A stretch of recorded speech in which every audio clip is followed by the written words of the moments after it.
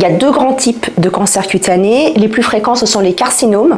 90% des cancers de la peau, ils se développent à partir de ce qu'on appelle les kératinocytes, qui sont les principales cellules de la peau, celles qui constituent l'architecture de la peau. Il y a un deuxième type de cancer, les mélanomes, à peu près 10% des cancers de la peau, qui se développent à partir des mélanocytes, qui sont les cellules de la pigmentation. Ils sont plus rares, mais ils sont plus graves. D'une part, l'augmentation de leur nombre. Le nombre des cancers de la peau, d'une manière générale, a vraiment considérablement augmenté au cours des 40 dernières années, et cela en lien avec les habitudes d'exposition solaire. 90% des cancers de la peau sont liés aux expositions ultraviolets, qu'ils soient naturelles ou artificielles. Le traitement des cancers de la peau, c'est une chirurgie qui permet la guérison du cancer de la peau si elle est réalisée précocement, d'où l'importance d'une détection précoce.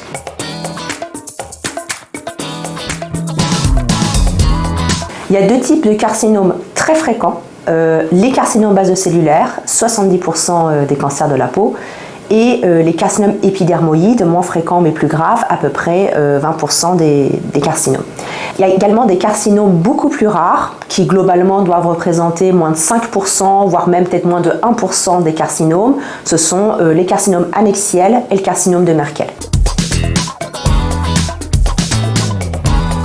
Les points communs, les carcinomes basocellulaires et épidermoïdes surviennent sur le même terrain, des sujets d'âge moyen à partir de 55-60 ans, à peau claire et sur des zones qui ont été exposées au soleil, que ce soit de manière intermittente ou de manière chronique prolongée. Ça peut être sur le visage et le crâne, mais aussi la face dorsale des mains ou sur les parties découvertes des jambes. La grande différence, c'est leur pronostic. Le carcinome basocellulaire, c'est un cancer qui a une progression qui est lente, qui est locale et qui ne va pas métastaser, se propager à d'autres organes.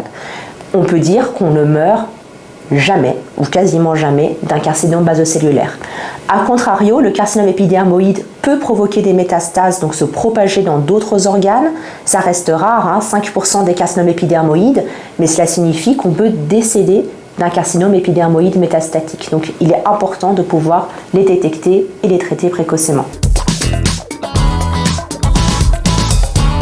C'est en général le dermatologue qui fait le diagnostic de ces carcinomes avec l'examen visuel aidé d'un dermatoscope, qui est une loupe qui permet d'améliorer l'analyse des lésions et qui confirme le diagnostic par une biopsie de peau.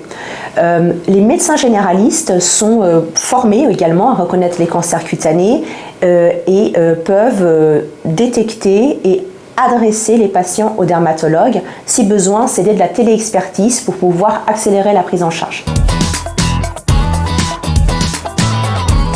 La plupart des cancers de la peau se traitent très facilement par une chirurgie. C'est une chirurgie qui se fait sous anesthésie locale, qui est rapide et simple, qui peut être fait par le dermatologue ou par le chirurgien plasticien.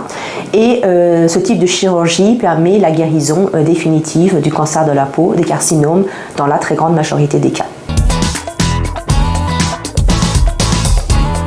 Alors oui, certains carcinomes qu'on dit superficiels peuvent être traités par des techniques non chirurgicales. Ce sont des techniques de destruction des lésions superficielles. C'est le dermatologue qui jugera si la technique non chirurgicale peut être adaptée à un type de cancer de peau. Ça reste quand même des situations particulières.